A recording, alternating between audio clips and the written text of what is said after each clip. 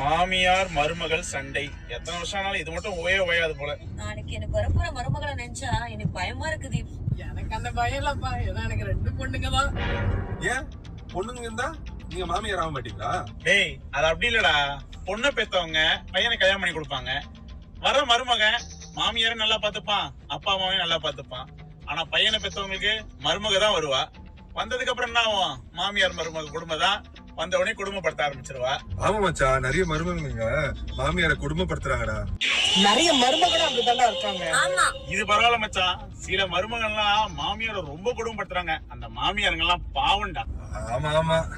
ஆனா நமக்கு அந்த மாதிரி பொண்டாட்டி அமையல பாரு. கோல்டு மாதிரி பொண்டாட்டி அமைஞ்சிருக்காங்கடா. ஐயோ நம்ம அம்மாங்கெல்லாம் எப்படி பாத்துக்கிறாங்கடா அவங்க. உங்க அம்மா நல்லா பாத்துக்கிறாள். ரொம்ப நல்லா பாத்துப்பாடா. அம்மாவை பாத்துக்கிறா பாரு. ஒரு பார்த்து பார்த்து பார்த்து கண்கள் தீர்த்து